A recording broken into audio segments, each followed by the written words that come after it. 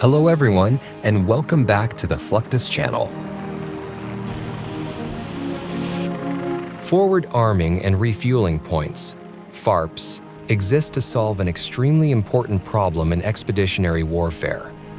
How to keep aircraft moving when there is no fuel farm, no hardened airbase, and no time to build one. A FARP is a temporary fuel node pushed close to the fight so helicopters, tiltrotors, and jets can land, refuel, rearm, and launch again quickly.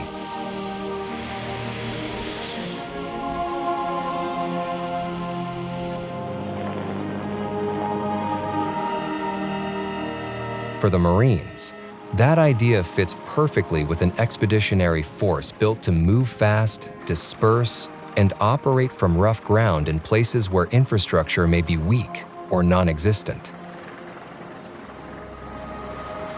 What looks like an empty stretch of desert can become a working fuel site in a matter of hours if the right people, pumps, hoses, bladders, and safety drills all come together. That is why bulk fuel Marines are so important. They do not just drive tankers and connect hoses. They create the fuel lifeline that lets aviation units keep flying deep into austere environments. In wilderness bulk fuel operations, the process starts with site selection, spacing, grounding, hose routing, and fire safety because a desert fuel point is still a major hazard if it is rushed or badly laid out. Then, the open-air fuel bladders arrive. These collapsible tanks may look simple from a distance, but once installed, they become the heart of a field storage facility, holding thousands of gallons in a place where there may be no permanent tanks at all. A desert lot starts to resemble a real fuel farm, one built from fabric, piping, couplings, and disciplined procedures rather than concrete and steel.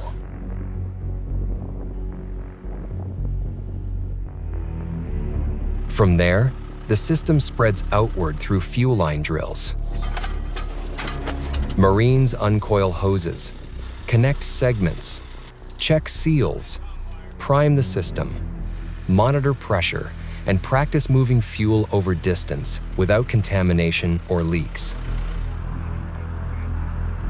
This part matters because the storage bladders alone are not the mission. The mission is distribution. A FARP only becomes useful when fuel can move reliably from storage to aircraft, vehicles, or forward issue points. That is why line drills are treated with such seriousness.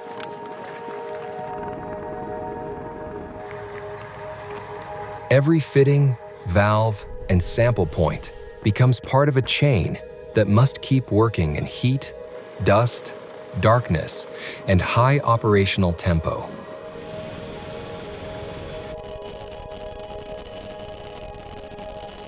When the network is running properly, the desert is no longer just a desert. It becomes a living logistics site capable of sustaining combat aviation far from a base.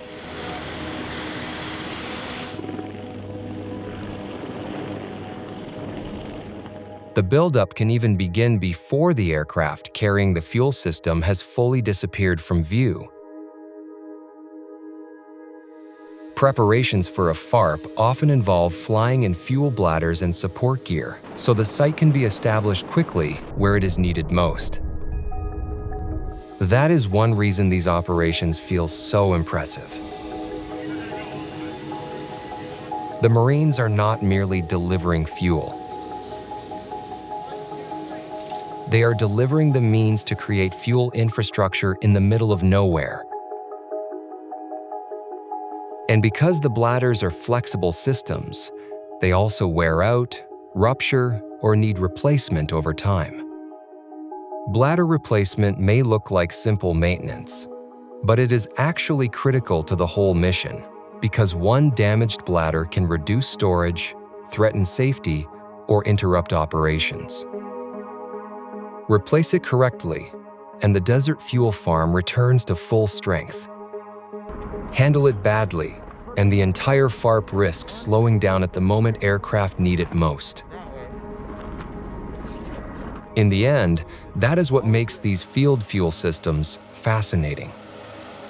They show how Marines can turn empty terrain into a temporary energy hub, pushing fuel, mobility, and combat reach into places where no fixed facility exists, with systems light enough to move, flexible enough to adapt, and rugged enough to support operations under pressure, often under combat conditions. But storing fuel in the wilderness is only one layer of the Marine Corps refueling story. The next layer appears inside Marine Corps air stations, where fuel operations become technical, controlled, and unforgiving. Here, the job is not simply moving huge quantities of fuel. It is making sure every gallon reaching an aircraft is clean, on specification, and safe. That is why sample collection and testing matter so much.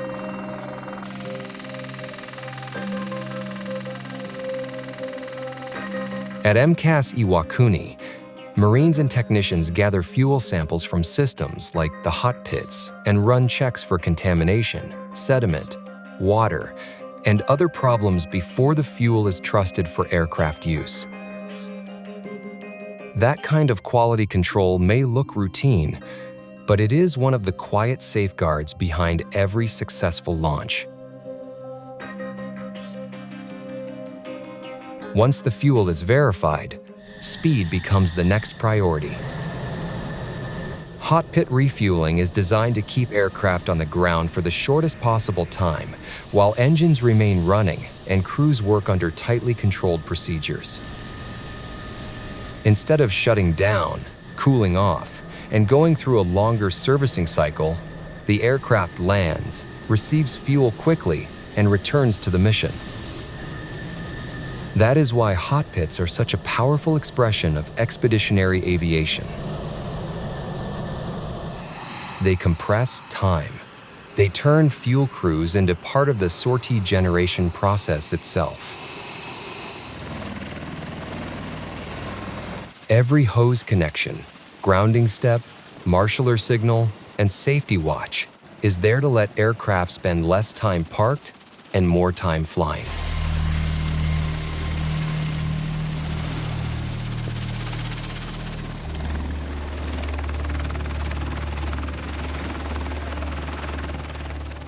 This is where systems like the Viper kit become especially useful. Aircraft-delivered ground refueling kits allow Marines to bring refueling capability forward in a compact package, reducing setup time and expanding where a hot pit can operate. The idea is simple but powerful. Do not wait for fuel infrastructure to come to the aircraft.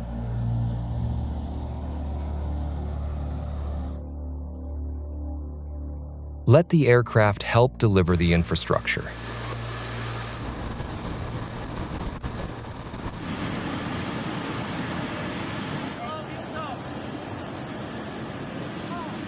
That approach fits perfectly with Marine doctrine, where aviation support has to remain mobile, adaptable, and ready to shift with the fight.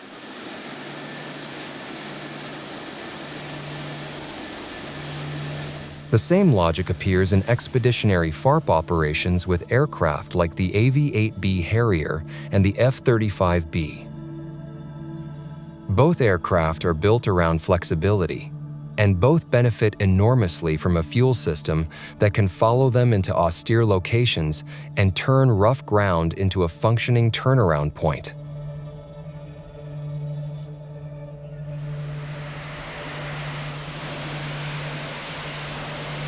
The visual drama of an AV-8B pit stop or an F-35B hot refuel often draws attention to the aircraft.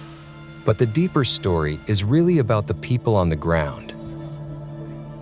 Fuel marines operate around heat, noise, rotor wash, jet blast, and flammable material while trying to move with speed and absolute discipline.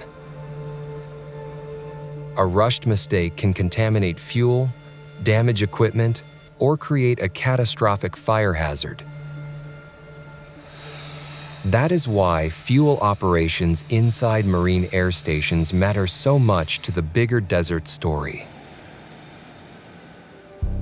The bladders, line drills, and expeditionary storage systems from the first section are not isolated stunts. They feed directly into this moment, where fuel quality, delivery speed, and tactical flexibility all come together around a live aircraft. And once that connection is clear, the whole logistics chain becomes easier to understand. A giant open-air bladder in the desert, a tested sample in a fuel lab, a hose team at a hot pit, a Viper kit moved forward, and a short-turn aircraft ready to launch again are all parts of one continuous system. The Marines are not just building fuel sites. They are building time, range, and persistence for the aircraft they support. The fuel itself becomes a weapon of tempo, because every efficient refuel increases how long aircraft can remain relevant over the battlefield. That same discipline also protects engines, air crews, pumps, hoses, seals, and every link in the refueling chain under pressure. In combat, and that same story of range extends into the sky. Once fuel sites on the ground are understood, aerial refueling begins to look like the airborne version of the same idea, moving fuel to where combat power needs it most.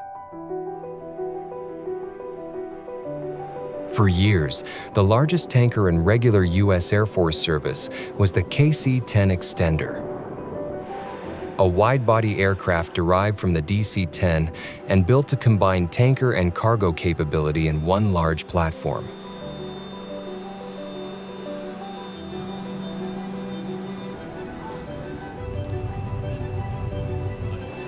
Air Force sources describe it as carrying more than 356,000 pounds of fuel, nearly 55,000 gallons, and also transporting up to 75 people and almost 170,000 pounds of cargo over about 4,400 miles without stopping to refuel.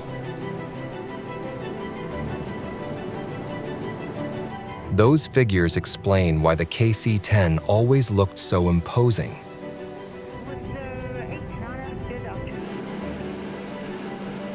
It was not simply a tanker. It was a giant flying fuel reserve. Before that fuel can be delivered, however, the process begins with pre-flight. Crews inspect the aircraft, check systems, confirm refueling gear, and prepare a machine whose entire mission is to pass energy from one aircraft to another at altitude. Then comes takeoff, when the huge tanker lifts into the air carrying enough fuel to support fighters, bombers, or other support aircraft over great distances. In refueling operations, the KC-10 demonstrates its real value. It can connect with receiver aircraft such as F-22 Raptors and keep them on station longer, extending patrols, strikes, escorts, and deterrence missions far beyond what internal fuel alone would allow. One of the most interesting facts about tanker aviation is that even giant tankers sometimes need fuel themselves. That is why the image of a KC-10 being refueled by a KC-135 is so revealing. It shows that the fuel chain does not stop just because an aircraft is already a tanker. Range can always be extended further if another tanker is available. The KC-135 itself remains one of the great workhorses of American air power, a tanker whose origins stretch back to the Cold War and whose service life has outlasted generations of fighters and bombers. In effect, it is the aerial equivalent of the hose network on the ground, less dramatic than the receiver aircraft, but essential to everything they do. It has spent decades turning range into reach for American and Allied aircraft worldwide. That is what ties the whole story together.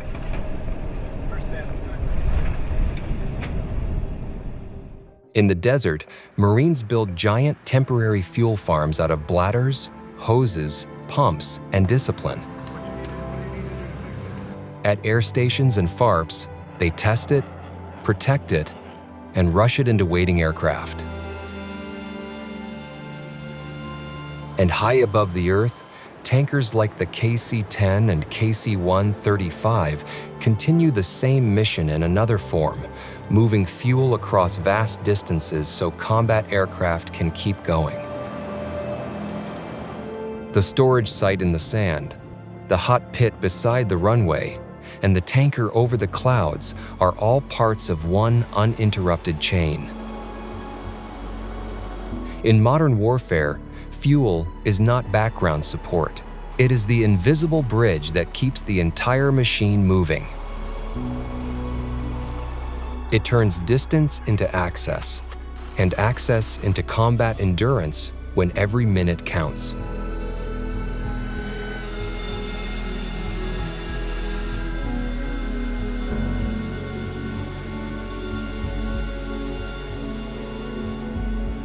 That's the end of this video. I hope you enjoyed it. Make sure to subscribe to this channel so you don't miss any of our new content. See you next time.